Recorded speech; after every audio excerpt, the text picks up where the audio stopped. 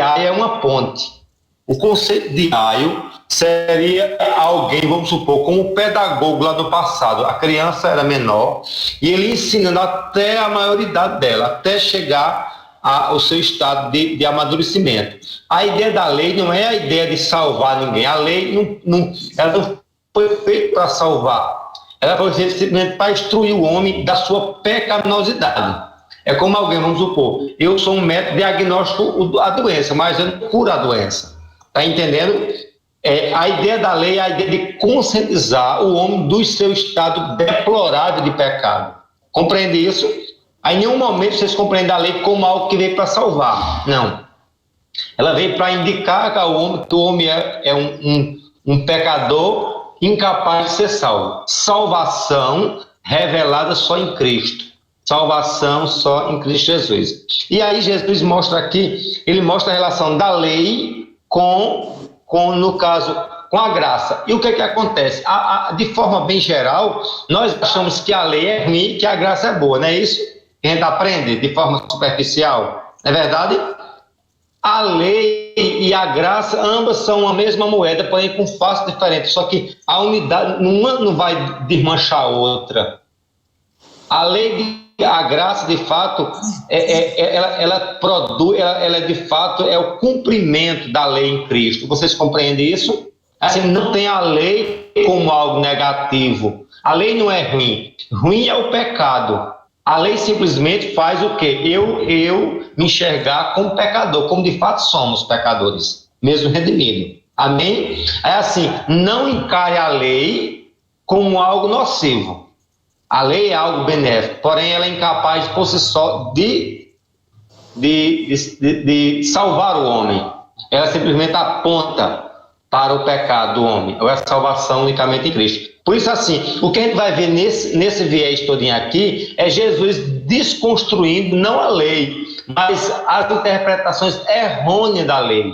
É aquilo que eu sempre digo, olha, o perigo da religião é quando ela coloca a tradição como essência. O evangelho, ele não pode ser atrelado meramente a uma tradição. O evangelho vai além de uma tradição.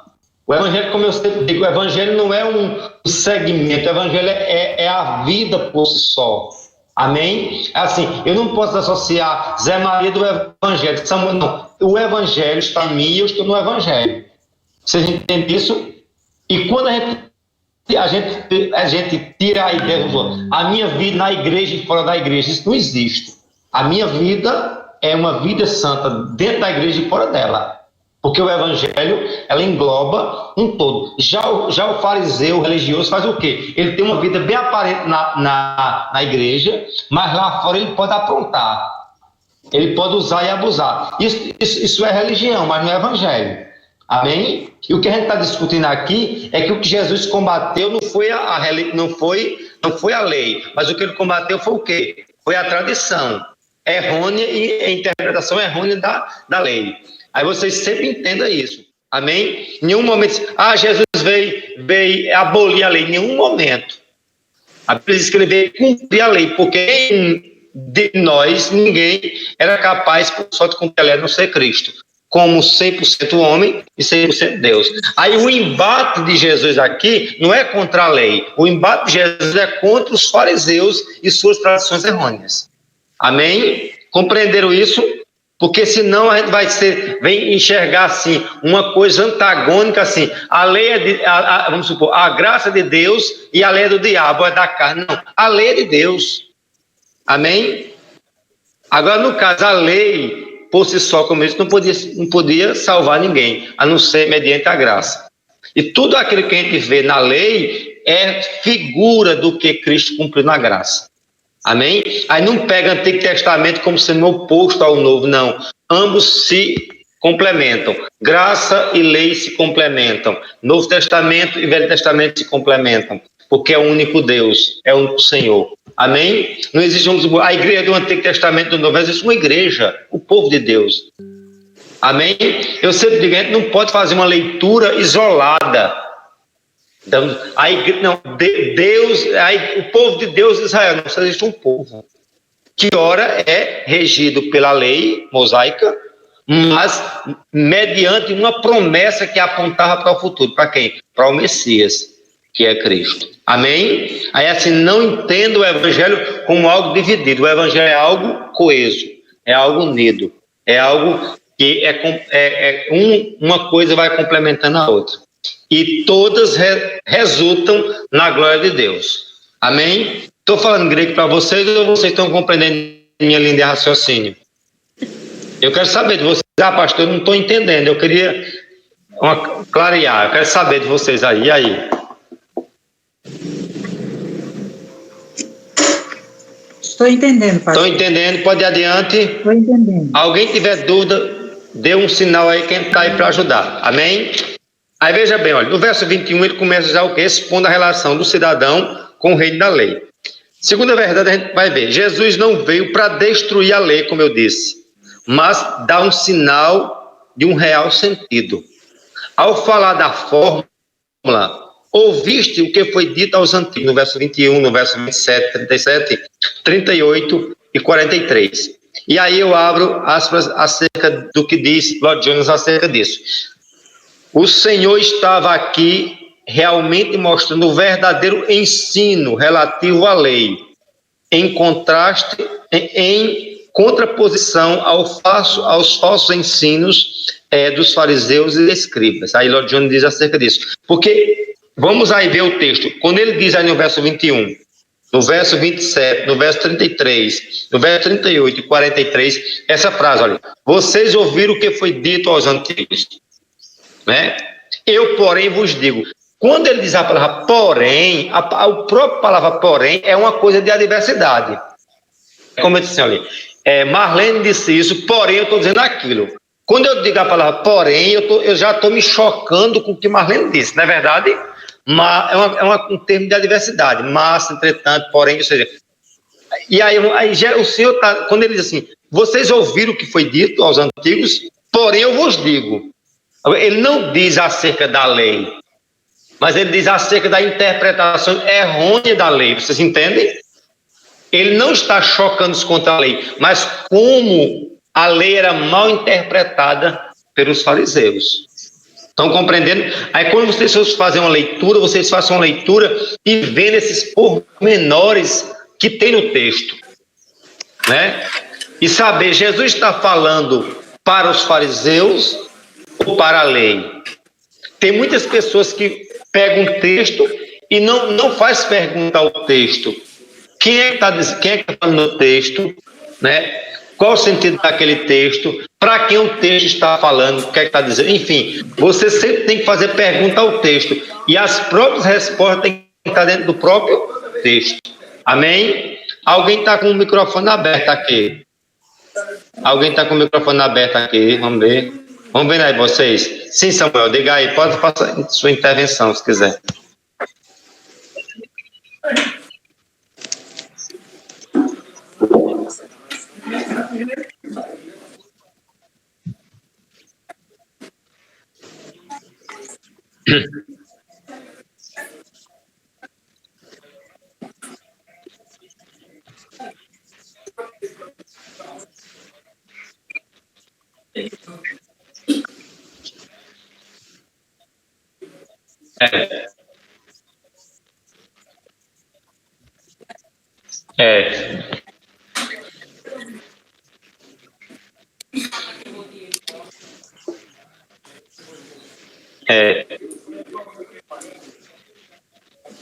Ô Samuel, isso daí, você tem uma ideia? Quando nós estudamos no caso, em literatura, a gente vê assim, que uma das coisas que hoje se está na pós-modernidade é não dá voz ao autor, mas ao leitor. Entendeu?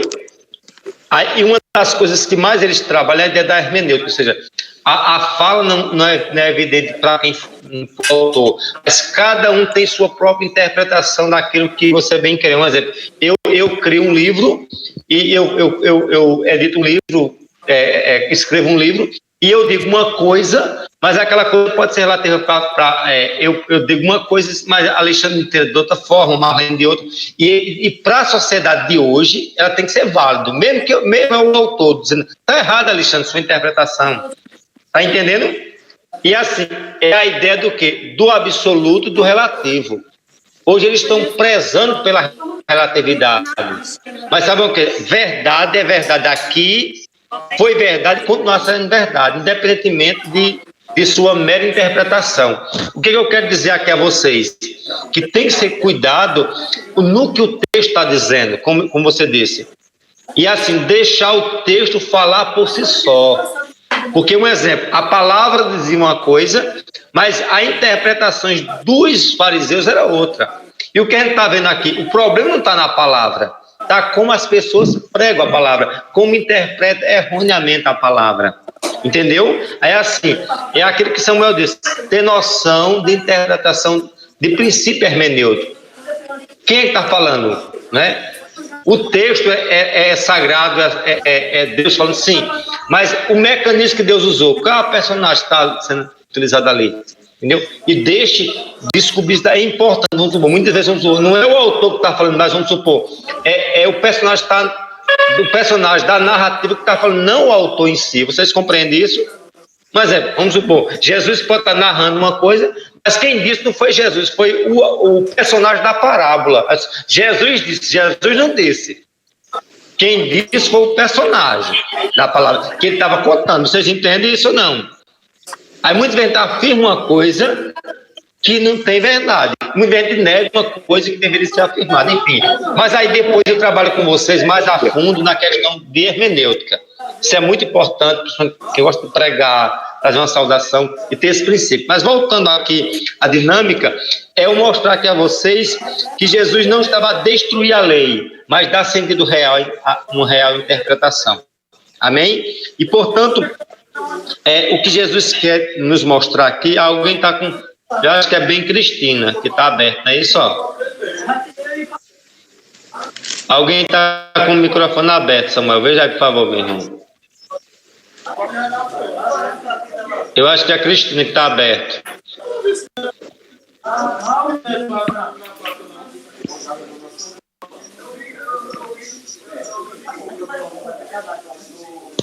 Eu acho que está aberto o microfone dela. Mas depois eu vou pedir para ela fechar. Vocês estão ouvindo o barulho, não é isso? Estão ouvindo o barulho dela? Sim. Tá certo. Mas eu vou prosseguir. Aqui, olha. Aí escute bem, olha. O que o Lord John disse, olha. O Senhor estava aqui realmente mostrando o verdadeiro sentido relativo à lei. A contraposição dos sócios ensinos pelos fariseus e escribas, ou seja, ele não estava contra a lei, mas contra a interpretação errônea da lei. Ô Cristina, minha irmã, tudo bem? Cristina, quando tu sair, tu dá um toque para fechar o som, viu? Estás ouvindo? O som, para fechar o som. Por favor. Senão eu vejo o barulho todinho. Ok? Vamos lá.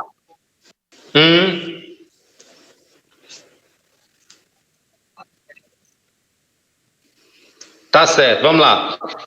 Aí escuta bem, no caso, prosseguindo aqui, olha, os escribas e fariseus dão a interpretação da lei a partir de suas percepções, semelhante ao catolicismo romano, que lia as escrituras apenas em latim, e os leigos não tinham entendimento nenhum. Você vê assim, olha, assim, a Igreja Católica tem a Bíblia? Tem. Mas onde eles erram? É na tradição. Eles põem a tradição, vocês têm uma ideia, Tá ouvindo, Cristina, agora?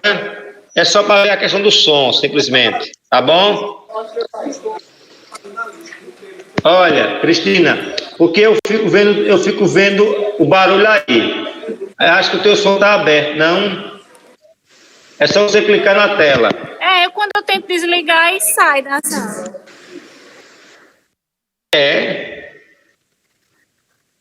Agora sim. Agora sim, valeu. Excelente. Aí assim, olha, o que a gente vê aqui é que, assim como os fariseus erravam, entendeu? Tinha a palavra, tinha a lei, tinha a escritura, porém eles colocavam a tradição acima da própria palavra. O que faz hoje a Igreja Católica? Da mesma forma. Ela tem a Bíblia, como a gente tem, porém eles dão ênfase à tradição.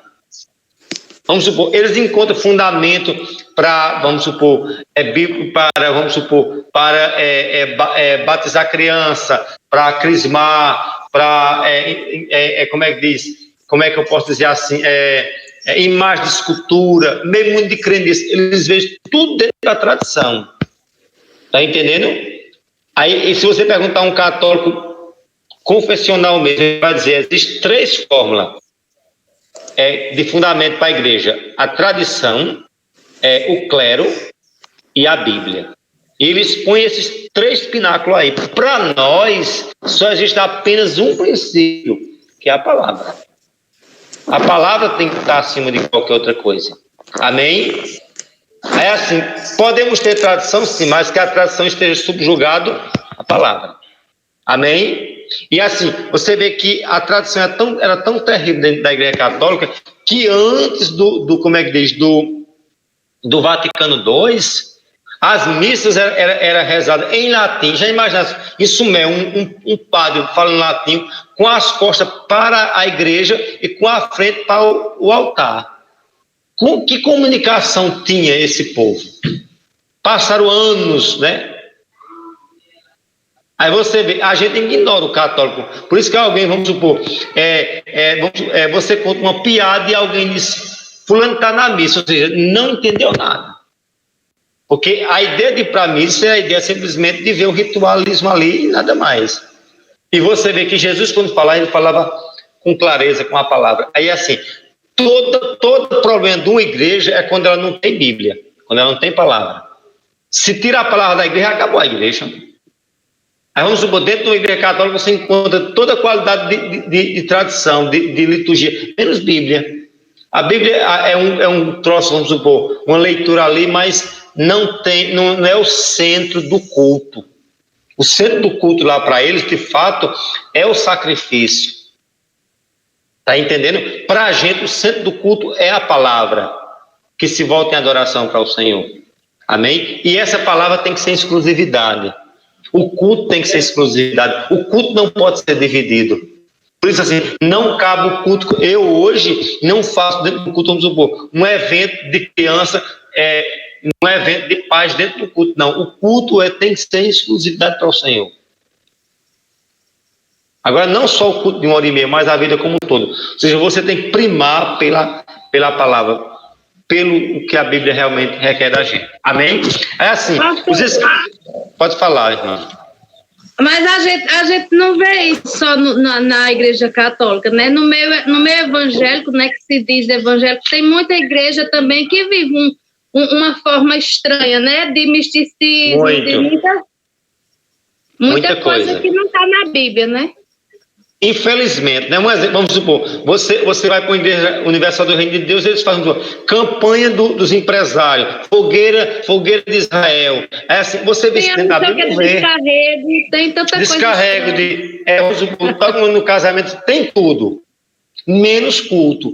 E aí a gente vê isso, a gente vê o profeta, como é que diz? Acho que a Amós, ele trabalha sobre isso daí, né? Ageu também trabalha essa questão do repúdio ao culto. E tem qualidade de culto hoje que Deus repudia, Deus abomina os louvores, Deus abomina, vamos supor, muitas práticas. Como disse você, mas não só na igreja católica, mas muitas vezes no nosso seio evangélico ali dentro. Agora cabe a mim, a você, saber que qualidade de culto eu estou prestando ao Senhor. Amém? Tem que ser um culto, como diz a Bíblia, racional, um culto de adoração, sabendo a quem está adorando, né? E justamente a gente tem uns cultos nós falamos que a gente não vê nada de, como é que diz, de adoração. Você tem, como é que diz, tem toda a qualidade de coisa, menos culto. Vamos supor, já imaginar um culto que as pessoas prestam mais, vamos supor, reverência a um pastor presidente. Já observou isso que eu sempre digo isso a vocês? Presta reverência, vamos supor, a um político na igreja. O Prefeito Éder chegou, é um chalerado do amém, do início até o fim. Homem, faça referência ao homem, o homem está ali dentro, pronto. O culto é para o Senhor. Só o que a gente vê hoje é um desmantelo, né?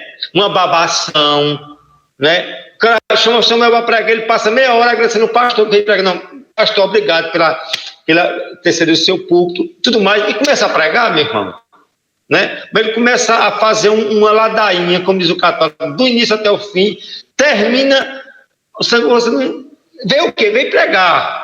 E aí você ainda fica reclamando, mas se essa igreja gostou da minha pregação, eu fico, danado vai saber se o povo vai gostar, tem que pregar. A Bíblia diz que ouçam ou que deixem de ouvir, palavra, pronto. Profeta foi feito para isso, para pregar a palavra. Agora, se o povo vai gostar, se vai dar ibope, meu querido, os grandes profetas de Deus vai para a história. Era calabouço, era cacetada, era... Veja como Deus, você, Jerusalém, que apedrejava os profetas, o profeta de Deus sempre recebeu paulada. Agora, vamos supor, entre os profetas de Deus, tem os profetas de Baal. Vão lá, é bênção, né? Os comprados. E Deus da mesma forma, os profetas de Baal. O pecado campeando na igreja, nenhum se levanta para dizer assim, assim diz o Senhor. Né? Não. Tá tudo bem, é bênção, né? E a gente vê que a realidade, a função do profeta era conduzir o povo a Deus, através da palavra, através de uma vida de santidade. Esse é o papel meu e seu. E um papel que não é só meu como pastor. Meu papel como pastor é direcionar. Agora, cada um de vocês tem também o seu lado, a sua responsabilidade de ser profeta dentro de casa, de ser profeta onde você estiver. Amém? Que levando a palavra e dizendo que Ele é o Senhor das nossas vidas. Amém? Agora, assim, nunca deixando de ser preso por tradições, por religião, não.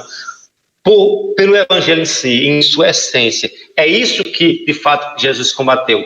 Toda sorte de coisa que, de fato, atrapalha a primazia do Senhor. Amém? Para muitos, eles dizem que nós somos, como é que diz, cegos, que nós somos fanáticos, ser assim. Não, tem que ter exclusividade. No culto do Senhor não pode ter Baal, não pode ter Astarote, não. Nenhum ídolo pode ter. Amém? No altar do Senhor só tem lugar para Ele. E o desafio meu e seu é primar pelo altar do Senhor.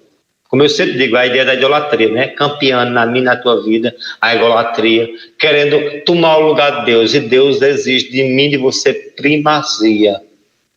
Amém? Esse é o grande desafio meu e seu, né? Para vivermos uma vida em comprometimento com o Senhor. Vocês estão me ouvindo bem? Larissa, estou vendo só aqui sua foto. Está ouvindo, Larissa? Alexandre? Bem. Amém. Deus abençoe sua vida. Vem aqui. Maria Fernanda. Tem uma aqui. Eu estou ouvindo também.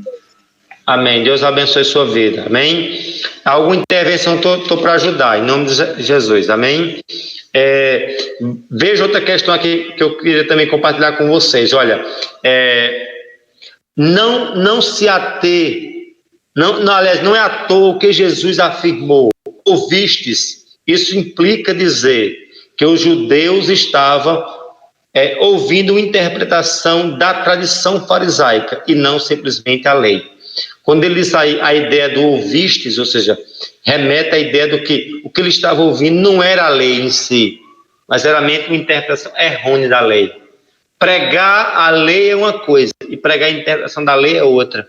E o que a gente vê em muitas igrejas não é pregação da palavra, mas é uma perspectiva que eles têm na palavra. Vamos supor, as heresias que esse povo tira aí de fogueira santa, não sei, eles tentam ver na palavra, mas eles distorcem. Você vai pegar um católico assim, me prove na Bíblia, vamos supor, que existe mais de escultura, ele vai dizer, olha, Deus mandou Moisés fazer uma haste e botar lá uma cobra. Deus disse que deveria na tábua, na tampa do propiciatório da arca, ter 2 anjos. Eles tentam justificar essas coisas, entendeu? A idolatria e toda sorte de miséria, de heresia. Mas são interpretações errôneas, porque eles forçam o texto. O verdadeiro pregador, meu irmão, ele não inventa pregação. Qual a obrigação do pregador? Pregar. pregar o que o texto está dizendo. Você não vai inventar o que o texto, você não vai reforçar o que o texto está dizendo, não. Você vai estudar o texto, você vai ler o texto, vai pedir ao Senhor discernimento, orientação, graça, e você vai pregar a palavra. Não vai interpretar a palavra, você não vai, assim, como é que eu posso dizer assim, inventar a palavra. Aquela regra básica que eu digo a vocês, que deve se ter, ler o texto, não é isso? Explicar o texto e aplicar o texto. Pronto. Essa é o compromisso de um pregador, seja numa saudação, seja numa palavra mais prolixa, mais longa. Porém, nunca esqueça, jamais queira tomar a essência da lei em relação à tradição farisaica, ou à tradição religiosa, ou à tradição evangélica, como a gente está dizendo. O que a gente vê é pessoas vivendo mais tradição do que Bíblia. E nós estamos para viver Bíblia. Amém? Outra verdade que eu queria compartilhar com vocês aqui, olha. Muitos não conseguem discernir o que era a lei e os que consistia em apenas na tradição dos fariseus e escribas. Ou seja, eu nunca esqueço de uma ocasião em que eu estava pregando numa casa de um católico lá em Santa Luzia, num seito. Aí ela disse, tá na Bíblia isso e aquilo. Era alguma coisa de Maria, não sei lembrar do que era. Está na Bíblia, está. Pega sua Bíblia. Aí quando ela mostrou a Bíblia, o que ela estava dizendo não estava na escritura bíblica, estava, como é que diz, no rodapé, lá embaixo, na nota. Para ela, aquele texto ali, como um todo, era a Bíblia. O que é segredo, né? Eu já fiz, vamos supor, um exemplo, estudo para pessoas do batismo, e eu lembro que a Amanda, aquela galega, fez da mesma forma. Ela disse, pastor, está na Bíblia do quê? Está na Bíblia que deve mergulhar. Na Bíblia, minha irmã, tá. Traga a sua Bíblia. Quando disse, minha irmã, aqui não é Bíblia, não. Aqui é uma nota. Só que o povo não sabe discernir o que é Bíblia e o que é uma nota. Não é verdade? Não sabe discernir isso. Isso é ruim. E o que acontece? Está reverberando aqui. Agora sim. Aí, no caso, o que eu quero dizer aqui a vocês, não sabe discernir o que é a lei do que é da interpretação. E volto a dizer, Jesus não estava combatendo a lei. O que ele estava combatendo? A tradição da lei. Aí nunca se levante contra a lei e nunca veja que a lei é o oposto da graça. Não, a lei, de fato, foi cumprida na graça em Cristo. Ambas se complementam, ambas não se se chocam. O choque, como eu disse e volto a dizer, não está na lei, mas como os religiosos da época interpretavam erroneamente a lei. Amém? Posso prosseguir ou não? Aí aqui, ó, o mesmo erro a Igreja Católica Romana pecou ao dar ênfase à tradição e à eficácia dos sacramentos para a obtenção da salvação. Você vê assim, quando você estuda principalmente na Idade Média, era um absurdo. Se tinha tudo dentro da igreja, menos Bíblia.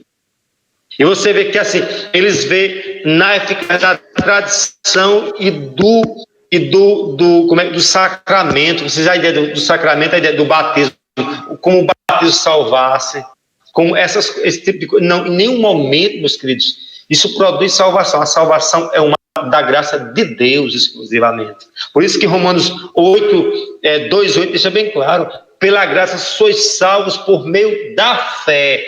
O foco é evidente, é a fé, não é tradição, não é? É a fé é o suficiente para salvar em Cristo, não é isso? Ou seja, já a tradição, ela bota outra coisa, outras roupagens, bota outros mecanismos, outros caminhos. Vamos supor, Jesus veio para salvar, sim, mas se o cabo não for salvo, ele vai para o purgatório, lá ele vai se purificar.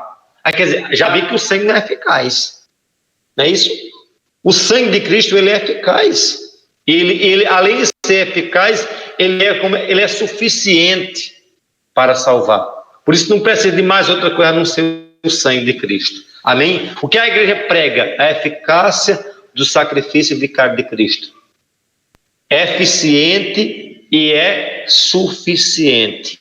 Amém? Essa deve ser o lema nosso, de pregar a eficácia e a suficiência da obra vicária de Cristo. Já a tradição põe o sacramento, batismo como forma de salvação, tomar a Eucaristia como forma de salvação, né? E aí, em nenhum momento, a gente pode ver nos sacramentos mecanismos de santificação e muito menos de salvação. Amém? Se praticamos o sacramento já por sermos salvos, não para sermos salvos. Amém? É como a ideia das obras. Nós não somos salvos pelas obras, mas as obras devem ser praticadas já para quem já é salvo. Essa deve ser a perspectiva do cristão. Amém? Alguma dúvida? Eu posso prosseguir. Quem quiser intervir, possa dizer. Jesus faz aqui uma afirmação que devemos destacar. Veja bem. Vocês ouviram o que foi dito aos antigos, eu, porém, vos digo. Né? E aí eu vou só reiterar aquele mesma perspectiva. Vocês ouviram, eu, porém, vos digo. Esse, porém, não é contra a lei, mas contra a tradição. Amém? Estaria o Senhor Jesus modificando a lei? Interrogação. Seria o Senhor veio para mudar a lei? Vamos ver o verso 17, por favor. Leia aí, irmã, o verso 17 de Mateus 6, de Mateus 5. Mateus 5, 17. Não penseis que vim revogar a lei ou os profetas. Não vim para revogar, vim para cumprir. Tá vendo? Obrigado. Em nenhum momento Jesus veio destruir lei. Ele veio para cumprir a lei. E só Cristo é capaz de cumprir a lei. Amém? Assim, não tem a perspectiva de que Cristo veio destruir lei. Cristo veio cumprir lei. Isso a gente tem que ter isso em mente. Amém? E aí eu vou me voltar à fala de Lloyd Jones acerca do que a gente está debatendo. Ele diz assim, olha, aos antigos indicam apenas a lei de Moisés. Então seremos mais ou menos forçados a crer que o nosso Senhor quis dizer a lei de Moisés asseverava. Mas se eu vos digo que o que sugere fortemente que ele estava corrigindo a legislação mosaica.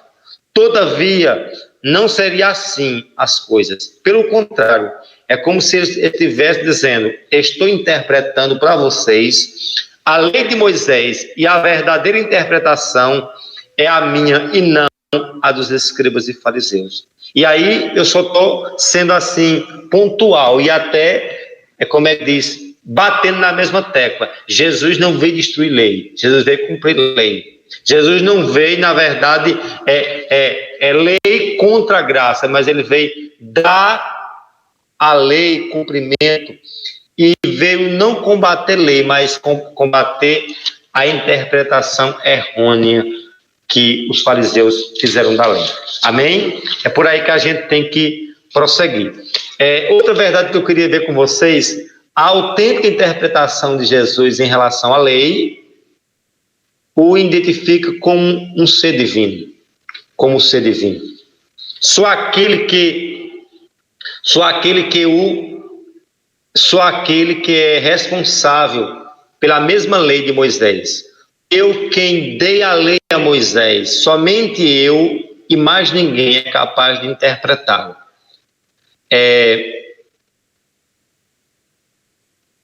Onde ele diz assim, onde ele prossegue aqui, olha, depende-se daí que ele não hesitou em reivindicar para si mesmo uma autoridade a ser igual a Jesus, a ser igual. Jesus afirmava falar como Deus. Ou seja, quando Jesus se posicionou contra os fariseus, o grande embate de Jesus com os fariseus e os escribas não era o fato dele ser um profeta, entendeu? Não era um fato a mais dele ser um a mais entre todos, não. O grande embate de Jesus com a tradição judaica é porque Jesus ele falava com autoridade, como diz o Evangelho, né? Não é igual aos fariseus, mas ele tinha autoridade não de um homem, vocês entendem? Mas uma autoridade divina. É aquilo que eu outrora falava com Samuel, ou Jesus de fato era um doido, ou Jesus de fato era um grande falsário, uma pessoa vivia de falsidade, ou Jesus era Deus. Como de fato nós sabemos que ele é Deus. Porque assim, a forma que ele se expõe ali dentro, entendeu? Porque as pessoas querem um Jesus histórico, um Jesus paz e amor, mas um Jesus que a gente vê à luz da Escritura, ele é homem e Deus. Porque ele se posicionou dessa forma. E foi o maior conflito dele junto aos fariseus, porque ele diz, eu sou maior do que Moisés, eu sou maior do que Abraão, eu sou maior do que a lei, eu sou maior do que eu posso dar sentido à interpretação, porque foi eu quem dei a lei a Moisés. Vocês entendem assim, o maior conflito aqui é a divindade de Cristo. E aí onde eles se chocavam, rapaz, tu tá dizendo que é filho de Deus, tu tá sendo igual a Deus, vamos apedrejar. É assim, o dilema que a gente está discutindo aqui não é meramente uma mera interpretação, mas o que nós está aqui em destaque é a autenticação da divindade de Cristo. Cristo, ao se posicionar e dar uma nova interpretação correta da lei, ele não está dizendo, eu não sou um dos profetas, não, eu sou o profeta. Eu sou aquele que Moisés disse que ia se levantar. Vocês entendem? É assim, não pense que meramente é uma mera discussão teológica, não. Aqui era uma discussão que envolvia aceitar Cristo como Deus ou rejeitar Cristo como Deus. Os fariseus o rejeitaram. Os judeus, em sua maioria, o rejeitaram. Por isso que a Bíblia ele veio para os seus, mas os seus o que? Não receberam. Mas os que o receberam, deu-lhe o poder de se tornarem filho de Deus. É assim, a discussão, meus queridos, aqui está em jogo a divindade de Cristo. E hoje, não pensem vocês que também há muita discussão acerca da divindade de Cristo. Né? As pessoas dizem que ele é divino, mas não tem um relacionamento dele como sendo divino. Né? Eu sempre digo, quanto mais nós conhecemos de Deus, muito mais nós sabemos o quanto nós somos insignificantes. Quando você vê alguém achando que é alguma coisa, é porque não conhece nada de Deus. Porque quando você entende quem é Deus em sua transcendência, o quanto ele é infinitamente grande, e quando você pega a Terra e você bota no sistema solar, você, rapaz, como a Terra é insignificante. Aí você joga a Terra nas galáxias, rapaz, aí você vai vendo, quanto mais você puxa, você mais Deus é Deus, Deus é Deus, Deus é Deus, e não tem explicação, não tem conceito. E quanto mais sabe que ele aí diz, rapaz, quanto eu sou pequeno, como eu sou barro, como eu sou pó, como eu não sou nada, e quanto ele é. Amém? É assim, o que a gente tem que entender é isso, que ele é Senhor, que ele é Deus. E se ele é Senhor, o que nos resta apenas?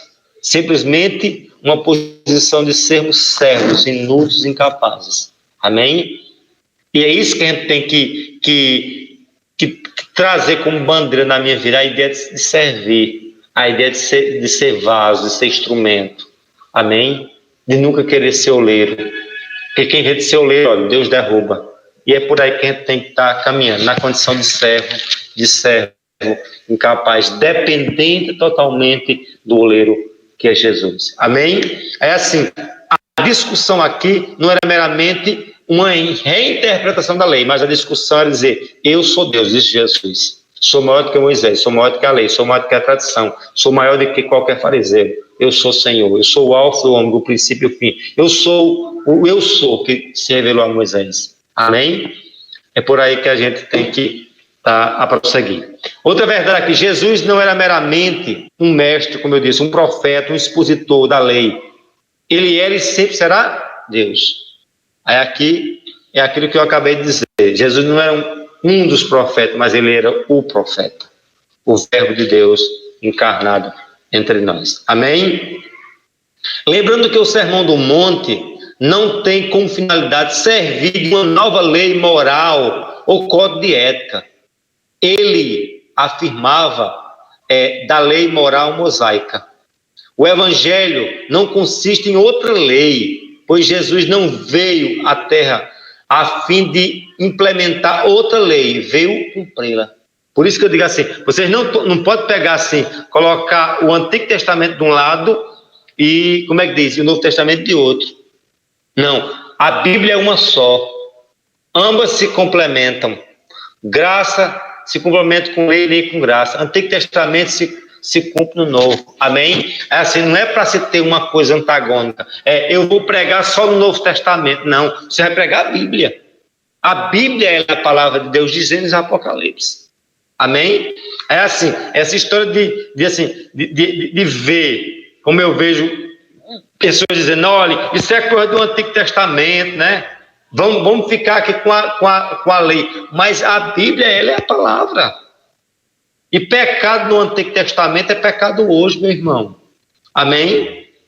Não vamos selecionar textos bíblicos, não. Tem gente que quer selecionar texto, né? Não, você vai pregar a palavra como ela é. E pronto. Doe quem doer, goste quem gostar. Se você crê que aquela palavra é de Deus, você vai ter a obrigação de pregar, porque é isso que faz um servo, é isso que faz um profeta. Amém de Deus? Amém, irmãos?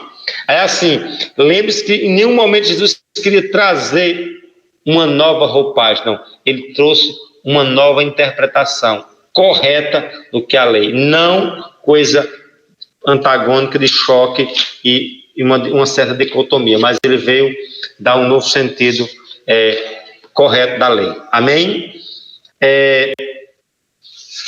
Eu vou prosseguir onde diz aqui algo bem interessante, olha. O evangelho não consiste em outra lei, como eu disse, pois Jesus não veio à terra a fim de implementar outra lei, veio cumpri-la.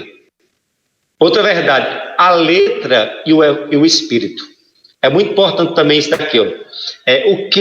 Olha o que Lloyd Jones diz aqui, olha. O que importa não é o espírito da lei. O que importa é o espírito da lei. Antes de qualquer outra coisa, não somente a lei, a letra da lei. Não se esqueça de que a lei viesse a ser algo mecânico, mas sim vivificante. Ou seja, o evangelho não é código. O evangelho não é uma coisa fria, sem vida. Vocês entendem? Você não prega uma religião. Você não prega, como é que diz, uma tradição. Você não prega conceito. Você prega um ser que é divino, que é Cristo. Você prega uma pessoa humana e divina. Aí o que acontece? As pessoas hoje dão mais ênfase à letra em si. Vamos supor um exemplo. O cara prega aquilo, mas não crê naquilo. Ele fala em milagre, mas não crê em milagre. Ele fala em salvação, mas não crê em salvação. Ele fala que a Bíblia é a única palavra de Deus, mas ele crê em outras coisas. Assim, eu sempre digo, é minha obrigação eu pregar, mas eu só devo pregar aquilo que eu acredito que estou pregando. Porque se existe uma coisa que, primeiramente, o pregador tem que fazer, é acreditar no que está pregando. Porque se ele não acreditar, dificilmente alguém que vai ouvir vai acreditar. Entendeu? Por isso que eles dizem assim, o que importa é o espírito da lei, antes de qualquer outra coisa, e não meramente a letra da lei. E quantas pessoas querem saber da letra? Ou seja, o evangelho frio, um evangelho sem compaixão. Olha, tá vendo, pastor? Olha, fulano, Marlene pecou, tem que disciplinar, para o inferno. Olha, Samuel errou, não quer saber, é a lei. Faz aqueles homens, né? Senhor, está na lei, essa mulher é adúltera, tem que ser apedrejada. Sim, está na lei. Ou não está? Está. Mas vamos para o real sentido. Vocês que estão aí condenando ela, comecem vocês que não têm nenhum pecado, começam a apedrejar ela. O que acontece? É um evangelho sem graça, é um evangelho sem compaixão, é um evangelho sem ação. Já observou alguém que prega muito? A irmã Nalva está doente, cadê a ação? Ou seja, não adianta eu pregar muito e não viver nada do que eu prego. Adianta?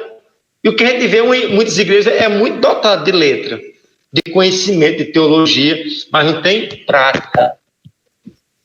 Um povo muito sábio, mas vamos abrir um ponto de pregação lá na Rocinha. Não, pastor.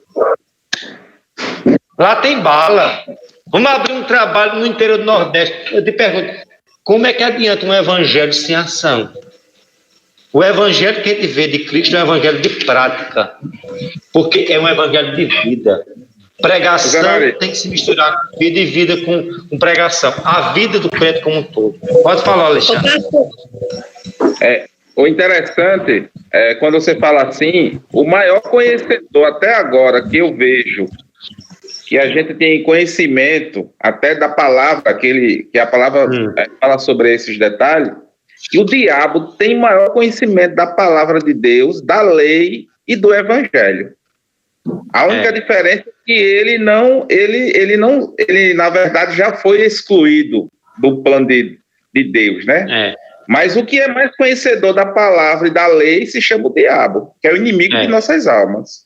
Mas não vive a lei, né? Né, Alexandre? Entendesse? Pois é. Ele conhece a lei, mas não vive a lei. É quando você está falando a respeito de muito prega, né? Tem conhecimento vasto, nada contra. Mas mais conhecimento do que qualquer pregador que tenha conhecimento é o próprio diabo. E você vê assim, que não adianta conhecer a lei. A Escritura tem que viver a lei. E o desafio meu e seu não é pregar a Bíblia, não é conhecer meramente a Bíblia, é viver o que a gente sabe. Olha, o que a gente sabe é o suficiente para a gente... Só que eu preciso pegar esse conhecimento meu e botar em prática. Entendeu? Botar em prática. Esse é o desafio nosso. A igreja, o meu povo parece falta de conhecimento. Tem. A gente tem. Mas hoje a gente tem muito acesso a conhecimento, mas pouca ação. Entendeu? A gente, como igreja, tem que desempenhar nossa missão de crente, de chorar pelos perdidos, de amar, sem ser amado, sabe? É assim, é isso quando ele diz assim, que é necessário ir além do conhecimento vago, mas o conhecimento em essência. Marlene, tu queria falar, não é isso, minha irmã? Diga aí, que eu perdi o raciocínio aqui.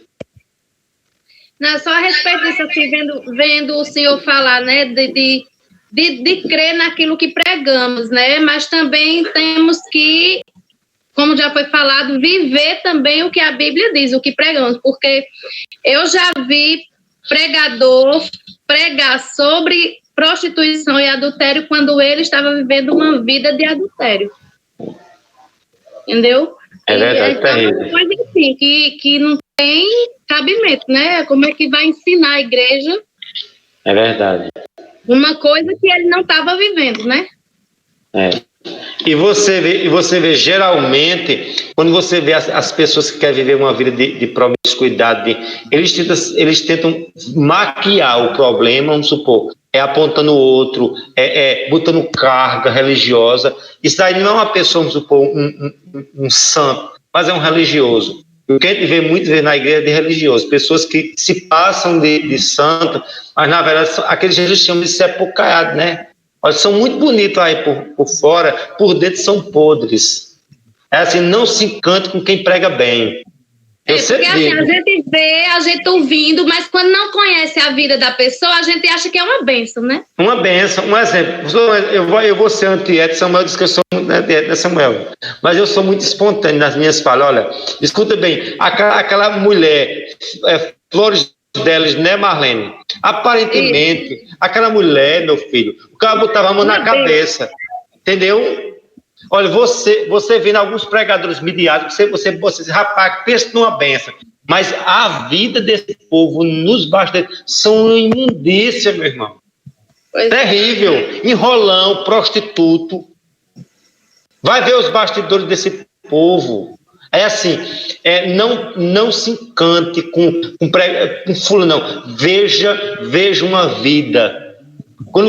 Uma prova disso, quando você chama um homem de Deus para pregar, e ele vem impor, olha, eu vou, mas com isso eu vou com dinheiro, eu vou, mas tem que ter tal coisa. Quando a pessoa vem com como é que diz, impondo isso, aquilo, é prova que não é de Deus. Porque o homem de Deus vai, independentemente do que ele há de receber, ele vai para doar, ele não vai para receber, não. Amém? Porque esse é o conceito do reino. Eu estava dando um testemunho ao irmão acerca disso, eu nunca esqueço, nessa pandemia mesmo. Quando nós recebemos R$500 de uma irmã, E eu peguei, Alexandre é prova, peguei R$100 do que a gente tinha, dos 500, mesmo pouco que a gente tinha, meio mundo de dinheiro para pagar. E quando se eu vou dar R$100 ao pastor lá da, como é que diz, da África, que a gente não tinha nenhum vínculo, doente, quando ele ofertou 100, veio 20 mil. Agora, por quê? Por que veio os 20 mil? Porque Deus sabia do coração que a gente não estava dando 100 para recolher 20, não. Vocês entendem?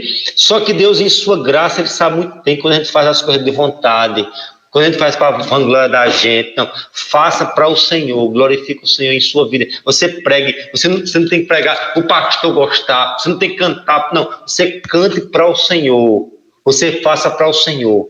Porque muitos estão fazendo para si e não recebem nada do Senhor. Muitos vão achando que são salvos, mas não são. Porque vive de farisaísmo, de aparência. Eu tenho que fazer para Ele. Se não for para Ele, não tem sentido nenhum.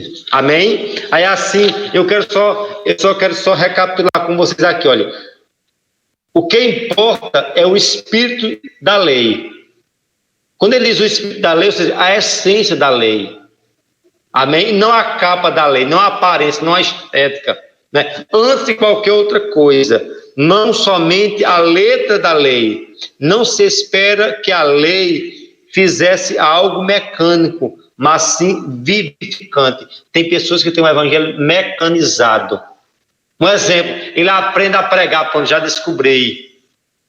Eu já sei pregar, certo? Mas pregar sem unção não adianta nada. Pregar sem graça, você vai pregar.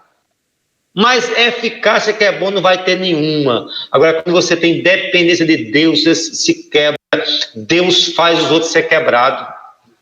Se você vai estudar os grandes pregadores da antiguidade, você vai ver que esses homens mal abriam a boca. Eles entravam direcionando ao púlpito lá, a tribuna, quando a presença deles, que Deus tinha na vida deles. Ao abrir a boca, Deus fazia algo fantástico. Muitos nem terminaram de pregar, vocês têm uma ideia. A pregação, o sermão não foi nem terminado, já estava a igreja lá, ó. Era crente sendo transformado, liberto, curado, enfim. O que eu quero mostrar, meu irmão? Nós somos vasos. Agora, jamais podemos esquecer, né, um evangelho, não um evangelho mecanizado. Nunca, eu já tenho capacidade de pregar. É aquilo que eu já vi Hernando Diolop dizer. Nunca se acostume com o sagrado. Tem muitos pastores que se acostumam com o sagrado. Ele acha que já estão maduros o suficiente. Não, meu irmão. Somos eternas crianças. Agora, já observou, quando a gente vai pregar pela primeira vez, a gente bota para tremer, para gaguejar. Aí quando já está encaliçado, o pastor mandou pregar, pronto, glória a Deus, amanhã já está, vá com a mesma humildade, vá com essa mesma, como é que diz, essa mesma dependência de Deus, e aí você vai saber o quanto Deus é capaz de te usar. Porque Deus vai usar me usar, você, a gente nem vai saber, daqui a pouco a gente vai dizer, olha aquela palavra ali, Deus trabalhou. Eu estava dizendo a Samuel, hoje quantos mecanismos a gente tem como a mídia, a gente solta, a gente não consegue ir na casa da pessoa, a gente solta um vídeo, meu irmão, esse vídeo, Deus pode pegar ele e encaminhar para muitos lugares.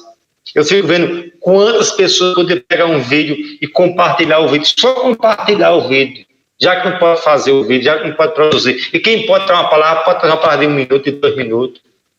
É assim, vamos pregar o evangelho agora. O evangelho só vai ter eficácia se eu tiver vida. Isso não é só pregar com a vida. Porque era isso que Eliseu pregava. Na cidade de Sunem, ele pregava, ele dizia, eu sou um crente, Não. Quando ele passava, a mulher dizia, ele é um homem de Deus. E é isso que as pessoas têm que ver em mim e você. Homens e mulheres de Deus. Amém?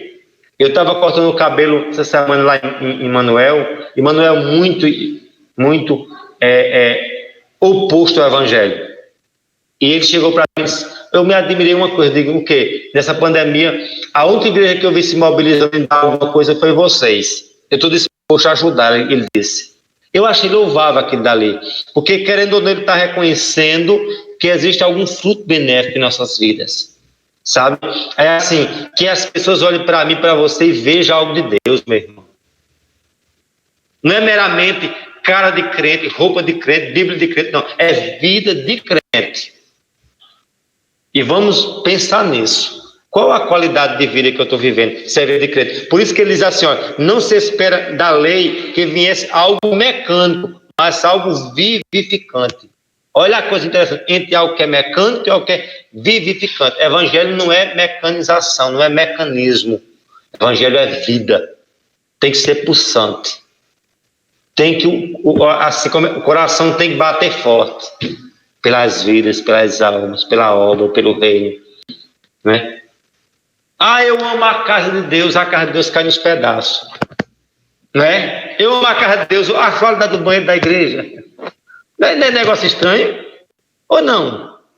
Eu amo a casa de Deus, o lixo. Meu irmão, eu amo o Deus da casa. E eu tenho, o que eu der de melhor tem que ser para o Senhor. Eu já disse a vocês e volto a dizer, eu nunca esqueço, uma irmã de Santa Luzia chegou para mim com um vaso selito da casa dela, o vaso e a pia. Disse, olha, vou botar selito na casa do Senhor, porque eu boto como fosse na minha casa. Procurou dar o melhor para ela, como fosse para o Senhor. Isso é louvável. Mas já observou, a gente vai receber uma coisa. Né? A gente vai dar vou dar uma roupa para a igreja. Os pedaços, está tudo rasgado, vou doar. Não doe não. Doe aquilo que você tem serventia para você. Amém? Só doe aquilo que você possa usar.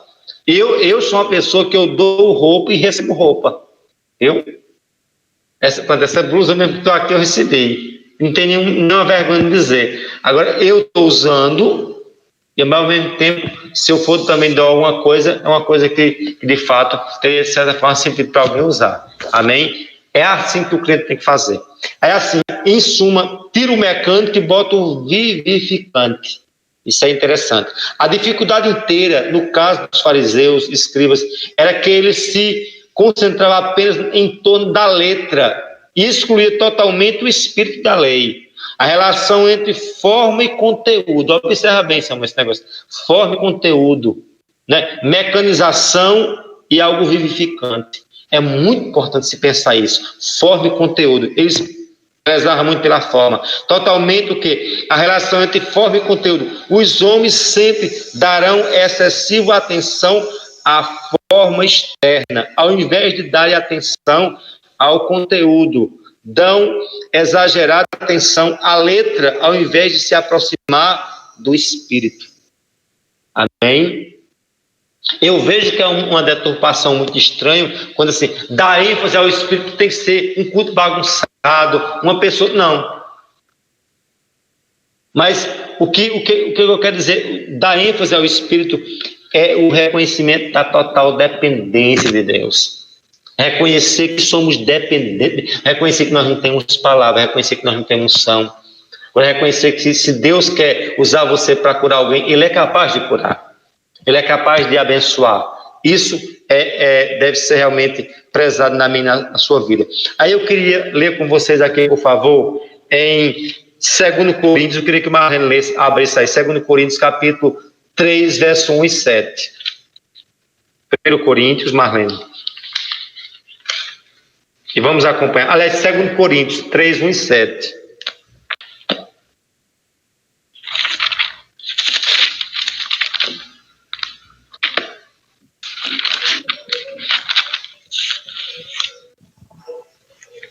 Segundo Coríntios 3, né? Capítulo 3. 1 ao 7. Tá. Pode ler? Posso ler, por favor? Começamos, porventura, outra vez a recomendar-nos a nós mesmos, ou temos necessidade, como alguns, de cartas de recomendação para vós outros ou de vós?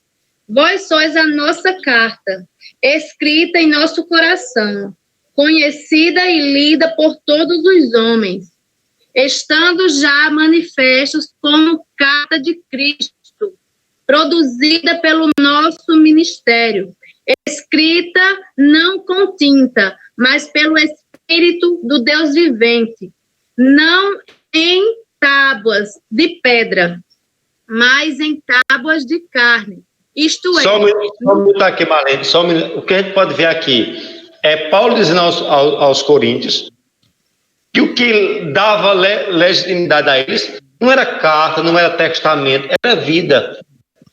Não era coisa feita em tábua, em escritura, mas era a vida deles, era por si só uma carta viva. E aquilo que eu sempre digo, que vale não é pregação em si, mas a vida de quem está pregando e como está pregando. Não é só o conteúdo da pregação, mas aquilo que ele vive, aquilo que está pregando. Prossegue, Marlene, para a gente ver aqui o verso 4. E é por intermédio de Cristo que temos tal confiança em Deus. Não que por nós mesmos sejamos capazes de pensar alguma coisa como se partisse de nós. Pelo contrário, a nossa suficiência vem de Deus, o qual nos habilitou para sermos ministros de uma nova aliança, não da letra, mas do Espírito, porque a letra mata, mas o Espírito vivifica. E Amém. Se o ministério... Amém? Pronto. Lê até o verso 7, por favor, para a gente fazer um comentário aqui, por favor.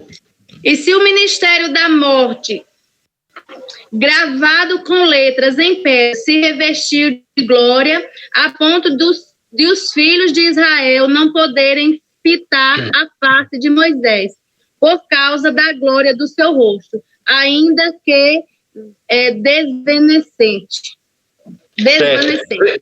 Obrigado aí. Eu queria ver com vocês aqui, olha, o verso 5, olha, não que em nós mesmos sejamos capazes de pensar alguma coisa, não é nem de pensar, mas de falar, de fazer, ou seja, está observando o que é que Paulo diz, o quanto nós somos significantes, nem pensar que somos alguma coisa, de nós mesmos, não é isso?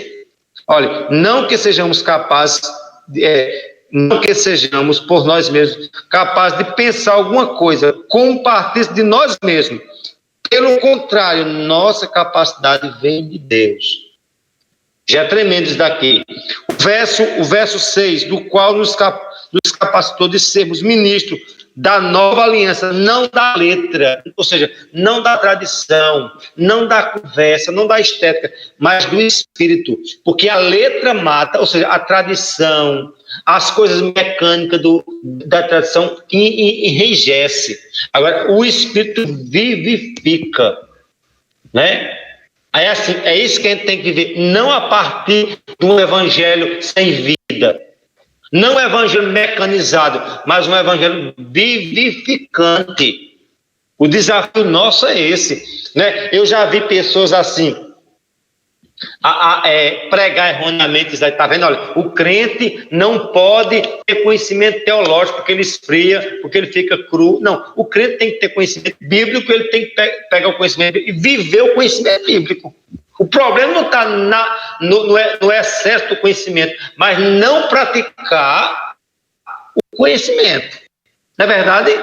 Aí, o crente, quanto mais ele conhece, ele fica menos espiritual. Mentira, ele vai ficar mais espiritual. Agora, ele tem que conhecer o evangelho o quê? E viver o evangelho.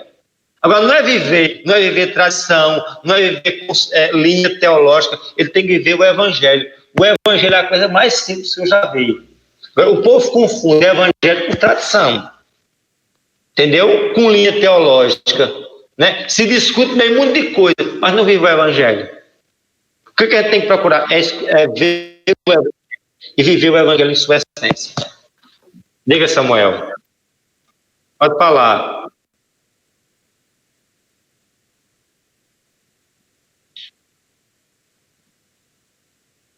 É. É.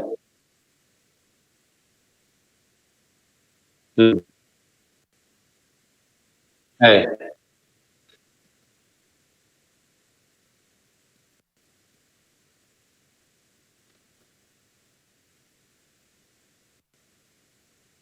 É.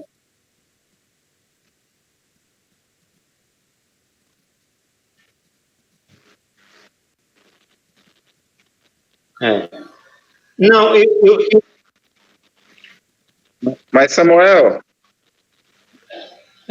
É verdade, porque assim, o problema não está na lei, mas como eles interpretam a lei, como a gente está vendo. Entendeu? O problema não está no conhecimento, mas como as pessoas deturpam o conhecimento e não vivem o conhecimento. Simplesmente é assim, o povo diz, o problema é conhecimento. Não, é não viver o conhecimento.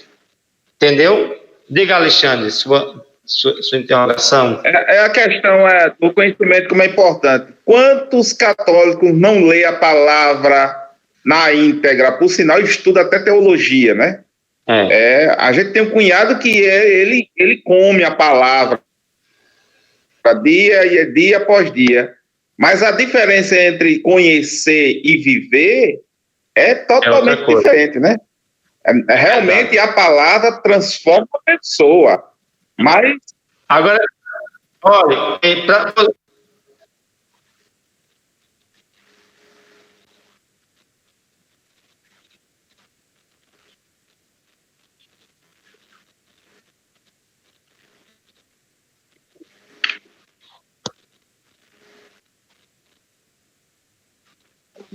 eu já disse hoje aqui na live, não tem um ser mais conhecedor do que a palavra do que o próprio diabo.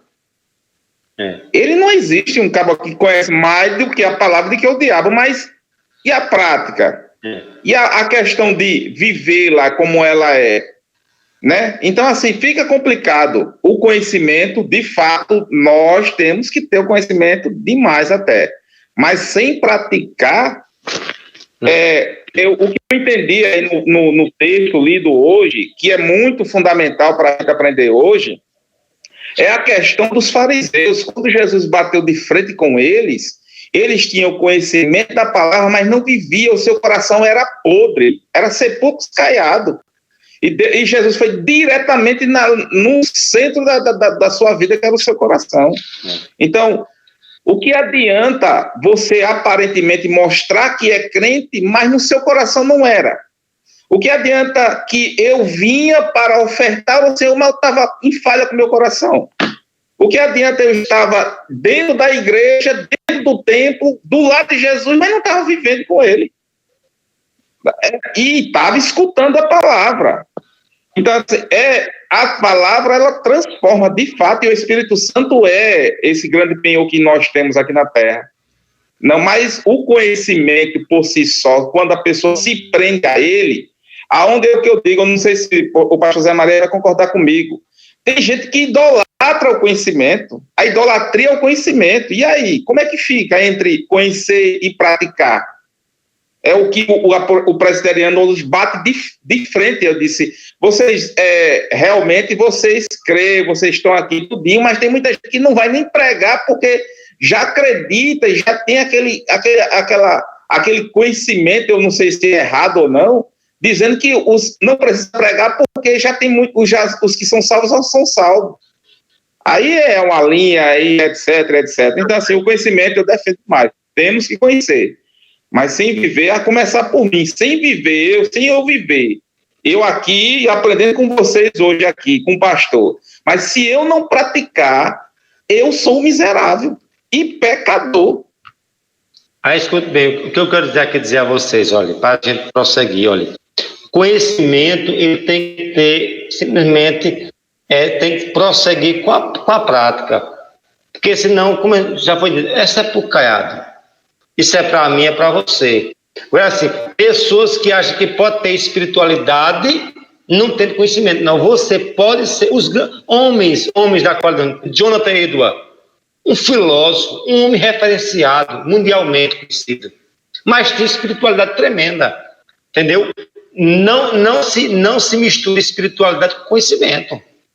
Agora, o problema não é o excesso do conhecimento, é não viver o conhecimento. E reconhecer, até o texto que Marlene leu deixa bem claro, não podemos nem pensar que somos alguma coisa. O problema é quando alguém diz, eu sou um bom pregador, eu sou um bom pastor. Não, eu sou totalmente dependente, mesmo que ensino grego, mesmo que isso, não importa, eu dependo 100% de Deus, é por aí que tem que ser feito, amém? Agora, nunca achar que quanto mais leigo eu sou, mais espiritual eu sou, não. Eu posso ser um indivíduo leigo e ser carnal, e vice-versa.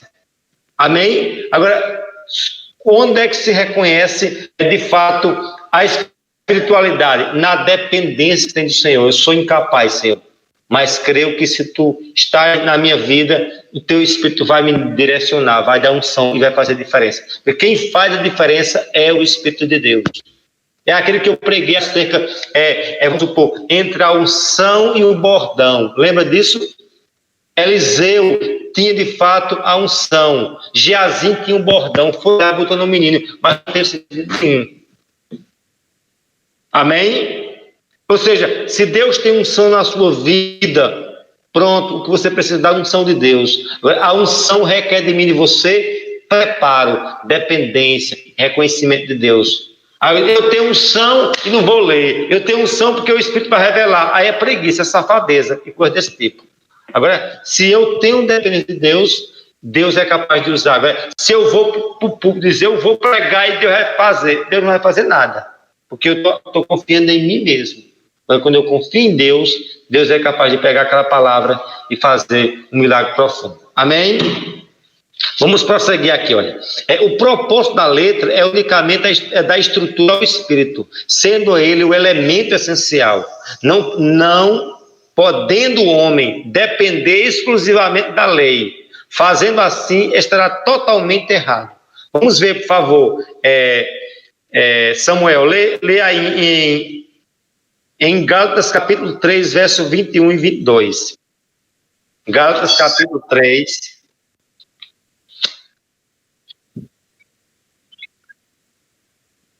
Gálatas 3.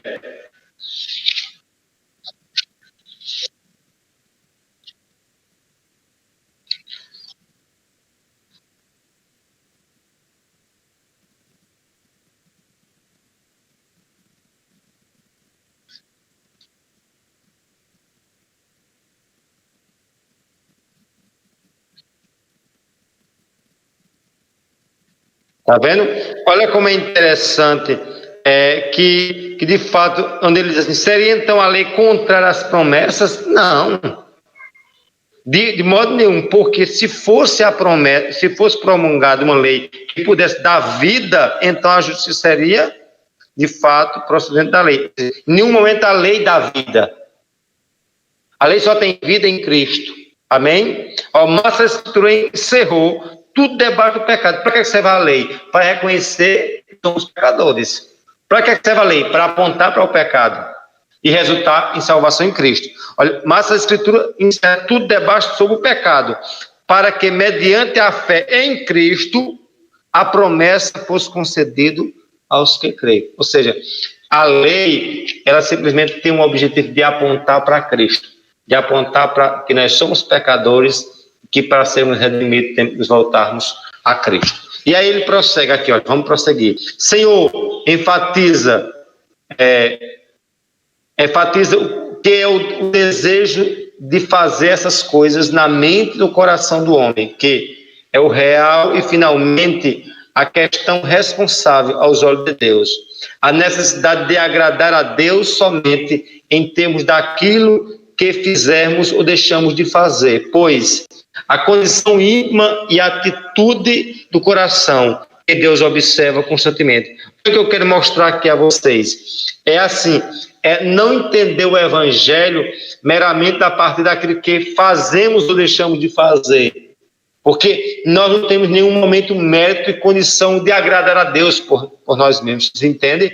Quando Isaías diz que nossas obras diante de Deus são trapos de imundícia, ou seja, o que nós alcançamos é pertence à graça de Deus que nos faz salvo, que nos faz santo, que nos faz servir a Ele, né? Não é por si só a capacidade que nós temos de nós mesmos de fazer algo que venha agradar ao Senhor. Vamos ver, Marlene, por favor, aqui em Lucas capítulo 16, verso 15 e 16. E Alexandre depois em Mateus 11, verso 11 ao 13, por favor. Amém? Lucas 16, 15 e 16, Samuel. Amém. Marlene está dizendo. Posso ler? Posso ler, por favor. Mas Jesus lhes disse: vós sois os que vos justificais a vós mesmos diante dos homens, mas Deus conhece o vosso coração, pois aquilo que é elevado entre homens é abominação diante de Deus. A lei e os profetas vigoraram até João. Desde esse tempo vem sendo anunciado o evangelho do reino de Deus, e todo homem se esforça por entrar nele. O que eu queria destacar aqui é o verso 15, mas Jesus lhe disse, né, olha, vocês são os que se justificam diante dos homens, mas Deus conhece o coração de vocês, pois aquilo que é levado entre os homens é abominação diante de Deus. Ou seja, os fariseus viviam a partir, como é que diz, da justificação própria, de fazer para agradar os homens. E quantos crentes fazem assim, olha, eu não vou beber, porque o pastor não deixa eu beber. Não é isso? Eles vivem uma vida, vamos supor, como eu sempre digo, olha, você tente, como é que diz, acessar o seu site à noite, como fosse o mesmo site capaz de você acessar no projetor da igreja. Eu não posso ter o farisaísmo de viver uma vida oculta no meu smartphone e depois uma vida pública no templo, entendeu? A minha vida tem que ser uma vida comprometida com esse princípio de santidade. Como diz aqui, olha, vocês se justificam diante dos homens, mas Deus que conhece o coração, ou seja, não é a parte da mecanização da tradição, da lei, mas é da educação, porque é a partir desse coração que Deus há de julgar. Amém? Mateus capítulo 11, verso 11, 13. Diga, Samuel. Só um minuto.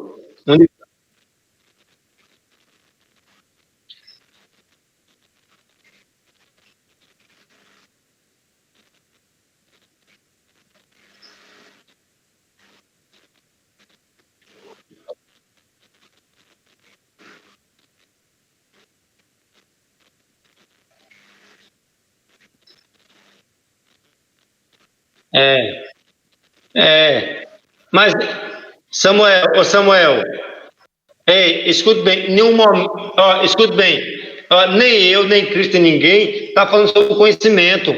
Meu corpo parece por falta de conhecimento, como diz o texto. Agora, assim, o que nós estamos discutindo não é que os fariseus erravam por ter conhecimento, eles erravam por não viver o conhecimento. O conhecimento está aí, o conhecimento é bom. Agora não adianta conhecer sem o quê? Sem viver. Em nenhum momento Cristo, eu e ninguém aqui dizendo, não se deve ter o conhecimento. Por sinal, é a obrigação de ter o conhecimento. Estão entendendo? Por isso que Jesus disse o quê? Examinar. Diga.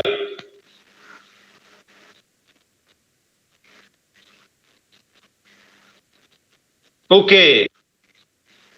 Eu não estou entendendo, não. O seu som está ruim para mim, não sei para os demais.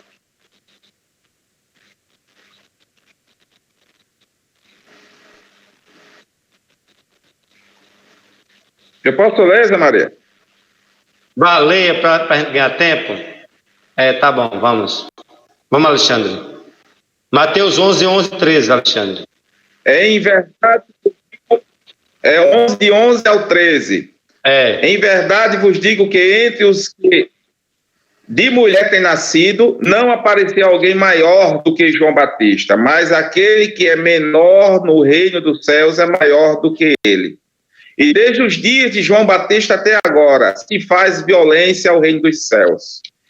E pela força se apoderam dele, porque todos os profetas e a lei profetizaram até João. Só tem isso, até o 13.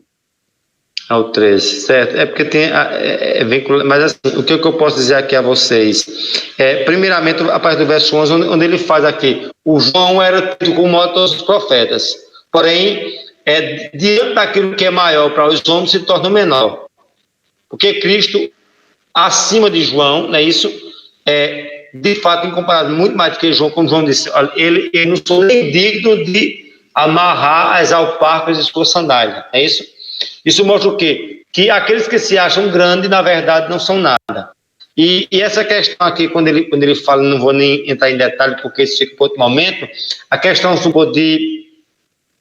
de que a profecia, a ideia do ministério profeta só vai até João, entendeu? Isso daí a gente entra, quando for detalhar alguma questão mais referente à questão de, como é que diz, de ministério, de dons espirituais, a gente trabalha essa questão. Mas o que eu quero dizer aqui a você é a questão de aqueles que se acham grandes se tornarão pequenos. Aqueles que são pequenos se tornarão grandes. A ideia do que onde se humilhar serão exaltados e vice-versa. Vamos lá, Samuel, para a gente estar encerrando, porque o tempo aqui já está se acabando, entender algumas coisas para concluir. Pega aí, o que é que você está dizendo? Só um minuto aqui, Manoel. Sim, um de cada vez aqui. Claro.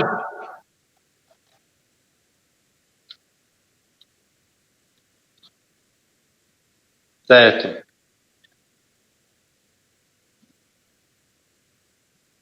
Certo. Pronto, mas olha, só dar só um exemplo aqui a você entender, olha, um cara como Martinho Lutero, era doutor em teologia.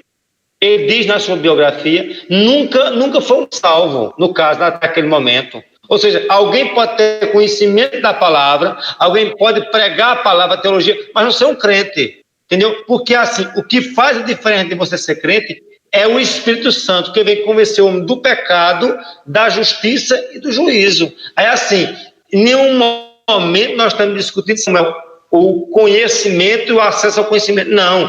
Agora, o que a gente está dizendo ao longo desse estudo é que o conhecimento sem vida não tem sentido. É como Jesus pegou a ideia da lei, né? E a graça. Ele disse, olha, vocês têm a lei, só que a lei para vocês são morta. E o que eu quero dizer é que a lei tem que ter o espírito. Ela tem que pulsar. Ela tem que sair do mecânico para o vivificante. Ela tem que sair do conceito para a vida. E o que a gente vê em muitos pregadores é isso. Eles têm muito conceito, eles têm muita teologia, mas eles não têm vida. E aí eu sempre digo, e aí eu vou na mesma viés de Jesus. Quer saber quem é Samuel, quem é Zé Maria, quem é Alexandre? Não é o conteúdo que eles pregam. É além do conteúdo, se eles acreditam naquilo e eles vivem aquilo que acreditam. Isso aí é o que Jesus disse aos fariseus. E aqui eu estou reiterando da mesma forma. Amém, irmã Nalva? Vamos lá para a gente ver se a gente não alonga tanto. É boa a discussão, mas o tempo é curto. Vamos lá, irmã Nalva. A senhora questionou e eu não tinha como dar atenção ao mesmo tempo a Samuel. Eu queria que o senhor explicasse um pouco a respeito desse versículo número 12. Certo. Qual é o 12? Versículo certo. 12. Certo. É como dizer... Certo. Desde João Batista até agora, o reino do Senhor sofre violência e que uso de força para apoderar-se dele. Assim, eu não posso chegar de uma forma assim detalhada, mas assim, o evangelho em si não é uma luta, é uma guerra. Uma guerra espiritual, uma guerra que envolve essa guerra por si só não se dá a partir da força nossa, do embate nosso, mas que existe uma guerra, entendeu? Existe um embate entre as hostes espirituais, das hostes, como é que diz, benéficas e maléficas. Agora, assim, é um texto até complicado de se explicar no momento agora, eu sou sincero a lhe dizer, quando diz assim, olha, desde João até agora, o reino do céu sofre violência, e os que usam de força se apoderam dela. Né? E aí eu não diria que é assim, que em nenhum momento o homem tem força para entrar no reino, porque a Bíblia diz nem por força, nem o quê? Por violência, mas pelo Espírito, diz o Senhor. É assim, é uma coisa que eu posso dizer para a senhora, que eu não tenho nenhuma força de entrar no reino, a senhora nem Samuel, nem ninguém, porque a nossa força o que vem do Senhor. Agora assim, que há embate, que há conflito no reino. Agora, toda essa conquista que nós tivemos, foi Cristo quem o conquistou, entendeu? Agora, a gente precisa fazer uma leitura leitura mais a fundo, ver o contexto para dizer. Agora, eu posso dizer que em nenhum momento a senhora tem força para entrar no reino. Nem eu. Porque nem é por força, como eu disse, nem por violência, mas sim pelo Espírito. É o Espírito que... Mas depois de um outro momento, eu me disponho como é que diz? A fazer uma leitura mais apropriada e uma interpretação mais a fundo desse texto. Amém? Amém. Eu fico devendo assim nesse sentido. Amém? Amém. Outra questão. No caso aqui, Alexandre já leu, não é isso? Esse texto, eu queria aqui me voltar aqui aos tópicos. O alvo da lei. Primeiramente, o propósito final da lei não é meramente o de impedir que pratiquemos certos erros. Seu objetivo real é de conduzir-nos a fim de que não somente façamos o que é direito, mas também amemos o que é direito. É aquilo, Samuel, que nós estamos discutindo aqui. Não é meramente a lei, não é movido por regra. Eu não posso fazer aquilo. É mais do que isso. Além de eu não fazer, eu tenho que amar. Como ele diz assim, olha, não é meramente conduzir-nos a fim de não somente façamos o que é direito, mas também amarmos o que é direito. Eu não tenho que ser movido pelo legalismo, pelas regras. Quantas pessoas é movido justamente por um sistema altamente mecanizado? O evangelho é movido pelo amor. Assim, se você faça a coisa, faça com amor. Se você prega, se você vai à igreja, faça. Se eu não for, vão dizer que eu estou desviado. Se eu não for, eu não vou ser salvo. É como se estivesse barganhando Deus. Não, eu faço, mas é aquilo que eu estava vendo nesse livro aqui, muito interessante, que eu aconselho vocês lerem, ó, que é sobre a oração de poder segundo o coração de Deus. A gente tem que ser movido por um desejo. Se eu não tenho um desejo, ele não tem sentido. Entendeu? É isso que eu preguei ultimamente, acho que foi para a Rádio Cidade, acerca do que fez aquela mulher. Transpor todas as barreiras de ser mulher, de ser cirofenícia, de ser no caso, como é que diz, de ser excluída pelos discípulos, de ser excluída, como é que diz, por Jesus, por seu silêncio, por tudo. Mas tudo ela fez aquilo, simplesmente era uma coisa, ela tinha um desejo de ver sua filha curada. E quantas vezes eu e você precisamos de desejo para ser crente? Desejo de fazer a obra, desejo de orar. Eu acho muito mais do que a gente quer orar, dizer, Senhor, dai-me sede pela tua presença, dai-me sede, porque senão ainda vai fazer uma oração mecanizada. Já observou aquela oração mecanizada? Senhor, eu te agradeço, toda noite a mesma coisa, enfim, é uma coisa morta, é uma coisa sem experiência, sem vida. Isso não é vida de crente. Vida de crente é você orar com expressividade, é você orar com sentido, é você orar segundo um propósito, mesmo que fosse ser uma causa só, mas expresse de coração. A Bíblia diz, não é pelo muitos falar que serão ouvidos. Quantas pessoas pensam que orando é pela quantidade? Não, é pela qualidade dessa oração. Amém? Aí faça as coisas com sentido, movido por esse sentimento de, como ele diz assim, não meramente, o propósito final da lei não é meramente de impedir que pratiquemos certas coisas erradas, mas o seu objetivo não é conduzir-nos a fim de que não somente façamos o que é direito, mas também amemos o que é direito. O propósito da lei, conforme nosso Senhor, não é de conservarmos de uma atitude de obediência, mas ele prossegue em certas regras opressivas, mas de promover o livre desenvolvimento do nosso caráter espiritual, ou seja, não movido por uma mecanização, mas movido por um sentimento, por um prazer, por uma paixão. Aquilo que eu sempre digo, movido por uma paixão. Eu preciso ter paixão pelo Evangelho, pelas almas, pelo reino e sobretudo pelo Deus do reino. Amém? Estamos já encerrando aqui, olha. Qual é o nosso alvo primário? Aí eu faço a interrogação. O nosso objetivo final de todo o ensino bíblico é que você e eu venhamos conhecer a Deus. Ou seja, qual é o objetivo maior? Eu tenho que conhecer a Deus. Vocês lembram a ideia do sentido do conhecer? É ter intimidade. E uma das coisas que eu aprendi nessa pandemia é que eu preciso mais e mais conhecer a Deus. Conheçamos e prossigamos em conhecer o Senhor. Eu preciso ter intimidade com Deus.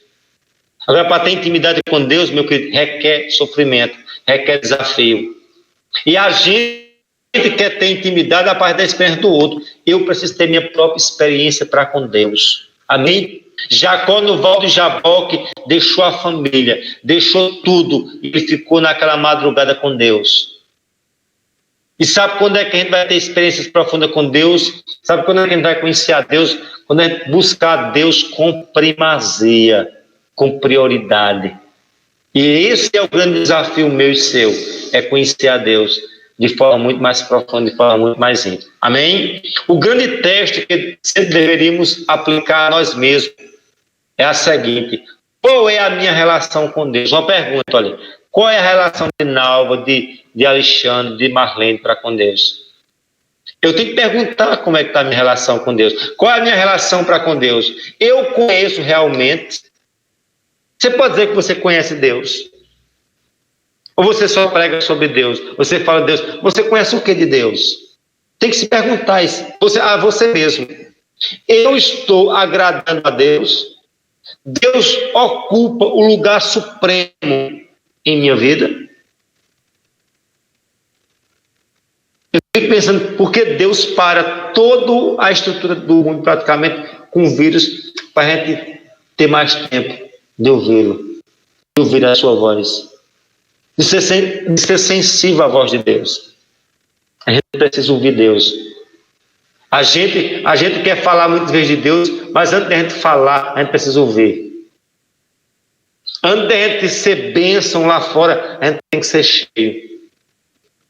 E o meu desafio é ser cheio de Deus, é ter experiência com Deus, é viver uma vida em intimidade para com Deus. E aí ele prossegue. No decorrer, eu tenho de fato essa intimidade. No decorrer da minha vida, vivo hoje para a glória e honra de Deus? Eu tenho que se perguntar isso. Amém? Eu tenho que responder a mim mesmo acerca disso. Prossigamos. Somos chamados a seguir a Cristo e não meramente a regras frias e sem vida. Eu não fui chamado a cumprir regra. Eu não fui chamado a cegamente a viver uma vida de um farisaico. Eu fui chamado a seguir uma pessoa. Se Cristo pisar aqui, eu tenho que pisar. Se Cristo falou ali, eu tenho que falar. Eu fui chamado a seguir a Cristo. Quem quer vir após mim, negue-se a si mesmo. Tome sua cruz e siga-me. Se eu quero viver uma vida de santidade, o meu exemplo a seguir é Cristo. Amém? Devemos examinar à luz do exemplo de uma pessoa viva e não meramente em termos de um código mecânico composto de regras e regulamento, como diz Lloyd Jones. Ou seja, eu não tenho que ser movido por regras, mas por uma pessoa. Eu não sigo uma religião, eu sigo uma pessoa. Eu e você chamados a seguir a Cristo e caminhar unicamente a Cristo. Por fim, é fatal a tendência de vivermos uma vida cristã como algo independente de um relacionamento direto, verdadeiro e vivo com Cristo. Isso é fatal. Quando eu vivo um evangelho meramente o quê? Mecânico. Um evangelho puramente o quê? Sem vida, sem atividade, sem relacionamento para com Cristo. Vamos ver aqui, por favor, irmã Nalva. 1 Coríntios, capítulo 4, verso 20. Marlene, 1 Coríntios 1, 18, 24 e 25. Para a gente ir para a conclusão.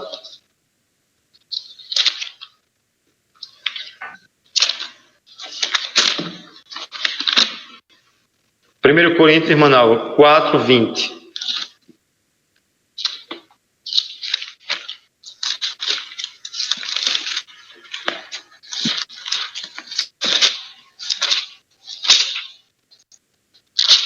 Amém.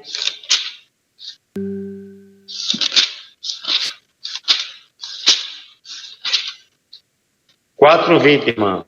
Possa ler, por favor. Manal.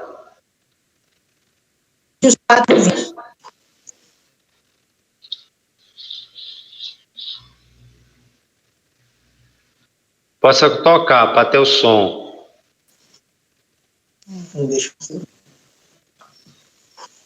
Deixa, não toque não. Deixa. Que é outra. Pode dar um toque, Ronaldo, para liberar o som. Agora sim, tá ok. Agora diz 4:20. assim: porque o reino de Deus consiste não em palavras, mas em poder. Amém? É interessante, profundo isso daí. O reino, obrigado, minha irmã, porque o reino de Deus não consiste em palavra, em pregação, em falar vazio, mas em poder. Ou seja, a palavra tem que estar associada com ação. Não existe uma vida de palavra e uma vida de ação. As duas têm que caminhar coletivamente. Essa deve ser realmente o dilema. Por isso que Lloyd Jones é bem claro, é fatal a tendência de vivermos uma vida cristã com algo independente do relacionamento verdadeiro e vivo com Deus. Ou seja, quando você prega, você tem que pregar o que você está vivendo com Deus. Ignora quando criança vai copia uma pregação numa internet e vai pregar. Rapaz, prega o que Deus falou contigo. Prega a tua experiência com Deus. Prega aquilo que Deus te iluminou. Prega aquilo que pulsa. Não é você copiar uma pregação minha de Marlene, de Alexandre, de Hernando Dias Lopes, não. Prega o Evangelho, porque o Evangelho é vida. Amém? Em nome de Jesus. Vamos lá, o texto, Marlene, para a gente encerrar aqui a conclusão, por favor. É o capítulo 1, Coríntios 1:18. Certamente a palavra da cruz é loucura para os que se perdem, mas para nós que somos salvos, poder de Deus. Amém. Para os ímpios é loucura, para nós é poder de Deus. Amém? Ou seja, crente não vive de palavra, ele vive de comunhão, de intimidade para com Deus. É isso que a gente tem que ter, intimidade, profundidade para com o Senhor. O verso 24 e 25, Marlene, para a gente encerrar. Mas para os que foram chamados, tanto judeus como gregos, pregamos a Cristo, poder de Deus e sabedoria de Deus. Porque a loucura de Deus é mais sábia do que os homens, e a fraqueza de Deus é mais forte do que os homens. Aleluia. Pregamos Cristo, poder de Deus e sabedoria de Deus. Amém? É isso que a gente tem que fazer. Conclusão. Cristo em nenhum momento veio destruir a lei, mas cumpri-la. E dar-nos capacidade de vivê-la, né? De vivê-la. A lei de Deus é a única, eterna e perfeita. É a Bíblia, é a nossa lei, de Gênesis a Apocalipse, que devemos ser encarada como a única regra de fé e prática na vida do cristão. Ou seja, não encare a Bíblia como parte no novo, parte no velho. É graça verso lei. Não, a Bíblia é a palavra de Deus como um todo. E cabe a mim e você não meramente conhecer Bíblia, não meramente pregar Bíblia, mas sobretudo viver Bíblia. Amém? Agora é claro que eu só posso viver aquilo que eu conheço. Eu não posso viver a palavra se antes eu não conheço. É assim, vamos conhecer e vamos viver aquilo que estamos a conhecer. Amém? Deus abençoe vocês. Eu vou estar encerrando, porque aí já ultrapassamos. A irmã Nalva vai encerrar. Já iniciou com oração, né? Vamos botar a Marlene para orar. Essa já orou. Deus abençoe o irmão Cícero. Tenho que uma lembrança mais uma vez. A Regis, a quem mais? No caso, Alexandre, a nossa irmã Larissa, Samuel. Amém. Deus abençoe.